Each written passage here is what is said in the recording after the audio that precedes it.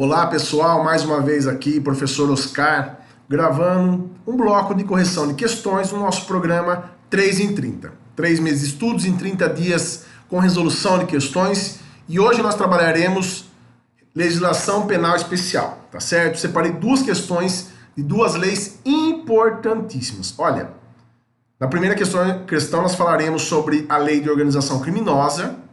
E na segunda nós falaremos sobre a Lei Maria da Penha. Muito difícil não requerer, tanto nas provas de concursos públicos, exame da OAB, questões que envolvam esses dois temas. Então fique atento, eu recomendo a leitura da letra da lei nos dois casos, tá? Várias vezes, inclusive, alguns dispositivos eu recomendo que vocês decorem, façam anotações, criem mapas mentais de vocês mesmos, de forma que vocês entendam, para que vocês fiquem atentos. Sempre é requerida alguma coisa a respeito de organização criminosa, de Maria da Penha, especialmente dos assuntos que nós trabalharemos hoje.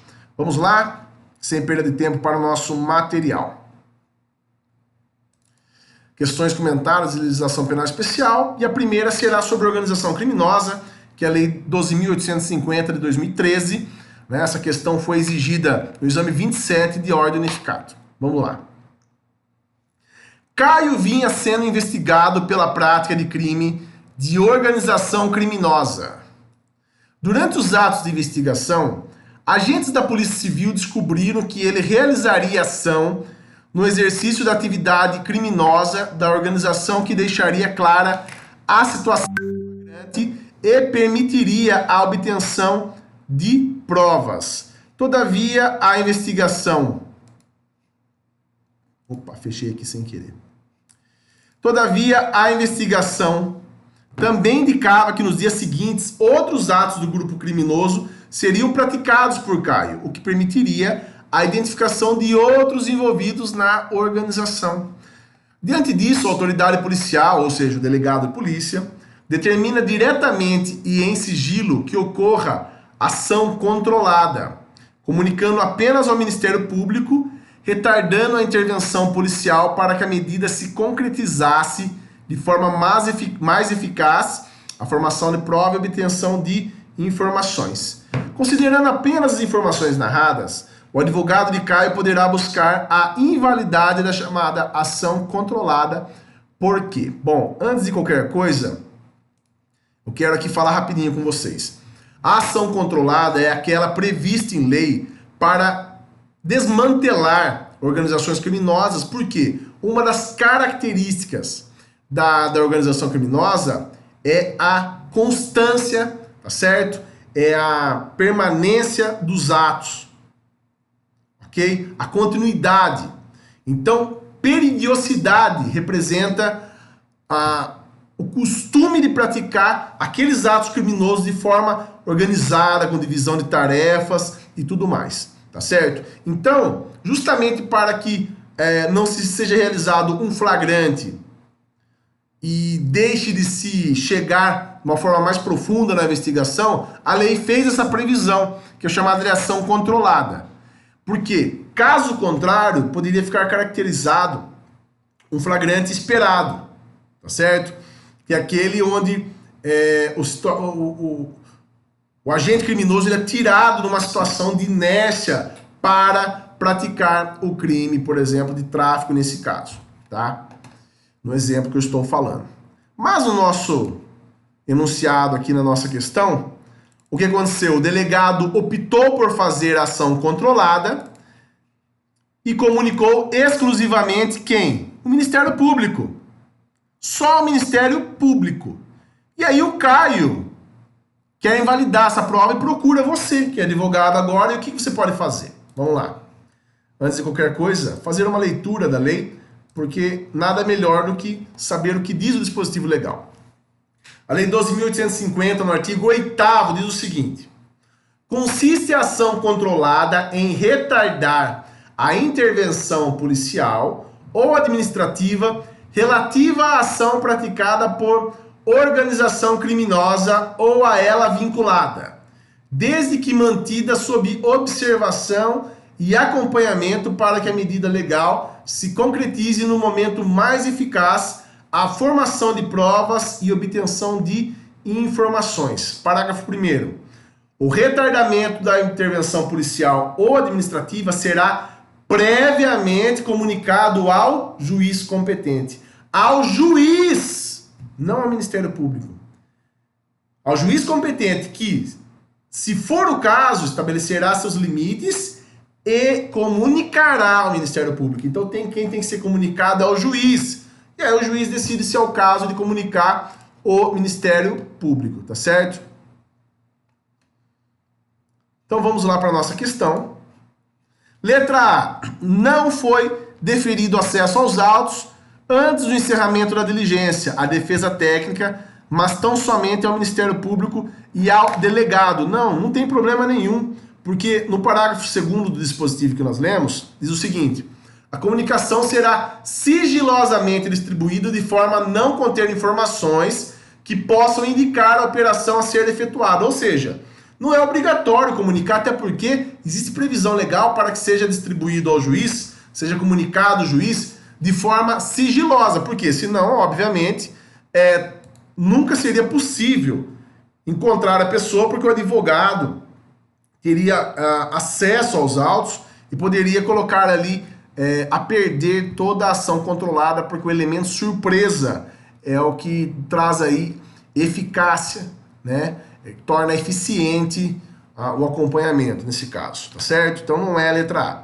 Letra B. Não é instrumento previsto na lei de organização criminosa, diferente da organização de infiltração de agentes devidamente disciplinada no diploma legal. Mentira, por quê? Acabamos de ler que é disciplinado, sim. A ação controlada é expressamente permitida, prevista na lei de organização criminosas. Letra C. Não houve prévia comunicação ao juiz competente, que, nos termos da lei, poderia, inclusive, estabelecer os limites do ato. É essa a questão. Acabamos de ler que o juiz deverá ser comunicado, tá certo? E aí, conforme for a situação, se ele entender que é o caso, ele comunica o MP e estabelece os limites. Por que a lei colocou isso? Para evitar corrupção nos órgãos policiais, né, com organização criminosa e tudo mais. Então o juiz deve ser obrigatoriamente comunicado de forma sigilosa e ele que vai estabelecer os limites desse acompanhamento, tá certo? Para que, imagine, a polícia não deixe de praticar certos atos e quando questionada a respeito fala, olha, nós estávamos simplesmente acompanhando uma ação controlada. Então não, ação controlada deve ser expressamente comunicada ao juiz, tá certo? E letra D, não está correta, mas vamos ler. Não poderia haver retardo na realização da prisão em flagrante, sob pena de não mais ser admitida medida cautelar restritiva de liberdades. Não é verdade. Acabamos de verificar aí que tem como sim. Ok? Vamos para a próxima questão, que trata a respeito da Lei Maria da Penha, Lei 11.340 de 2006. Isso foi exigido no 25º Exame de Ordem Unificado. Bruna compareceu à delegacia e narrou que foi vítima de um crime de ameaça. Delito este de ação penal pública condicionada à representação, que teria sido praticado por seu marido, Rui, em situação de violência doméstica e familiar contra a mulher. Disse ainda ter interesse que seu marido fosse responsabilizado criminalmente por seu comportamento. O procedimento foi encaminhado ao Ministério Público, que ofereceu denúncia em face de Rui pela prática do crime de ameaça, que está lá no artigo 147 do Código Penal, nos termos da Lei 11.340 de 2006, que é a Maria da Penha. Bruna, porém, comparece à delegacia, gravem bem, ela compareceu à delegacia antes do recebimento da denúncia e afirma não mais ter interesse na responsabilização penal de seu marido, com quem continua convivendo.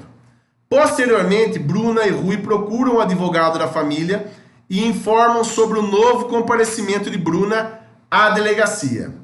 Considerando as informações narradas, o advogado deverá esclarecer que, bom, antes de qualquer coisa, como eu sempre digo, faremos a leitura aí do texto de lei para ver o embasamento dessa questão, tá certo?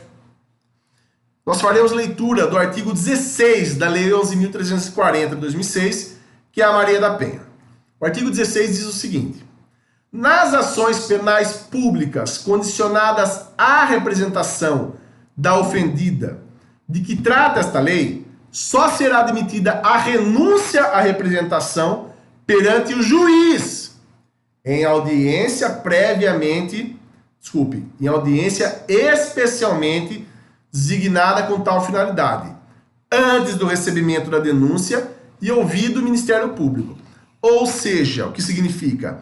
Ela pode, antes do recebimento da denúncia, manifestar que não tem mais interesse no prosseguimento da representação? Sim, mas onde? Em uma audiência que será realizada somente para isso e na presença do juiz. O que ela fez, a Bruna? Ela foi na delegacia. E feita a representação perante a autoridade policial não mais pode tomar termo e tomar alguma decisão a respeito disso. Não, porque a lei estabeleceu que somente o juiz poderá fazê-lo. Então, está errado, não por ser antes do recebimento da denúncia, que aí está ok.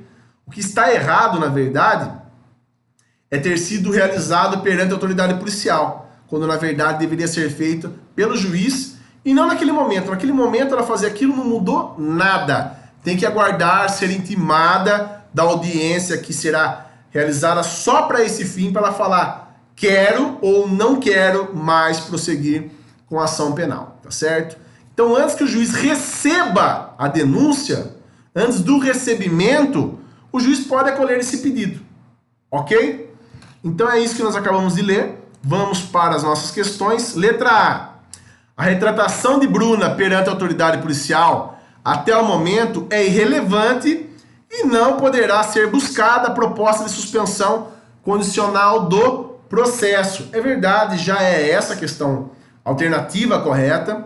Por quê? Não teve eficácia nenhuma, é irrelevante, porque ela deveria fazer isso perante o juiz oportunamente, tá certo?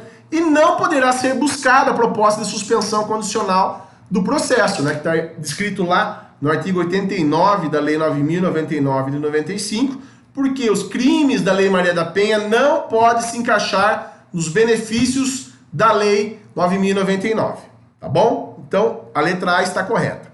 Vamos ler a letra B. A retratação de Bruna perante a autoridade policial, até o momento, é válida e suficiente para impedir o recebimento? Não, já lemos que não. Letra C. Não cabe retratação do direito de representação após o oferecimento da denúncia. Mentira, porque a lei fala até o recebimento. Então, o promotor oferece a denúncia e antes do juiz receber, a vítima é intimada para comparecer dizendo se quer ou não prosseguir com a ação. Se ela disser que ok, então o juiz recebe a denúncia oferecida pelo Ministério Público. E letra D. Não cabe retratação do direito de representação nos crimes praticados no âmbito de violência doméstica. Não é verdade também.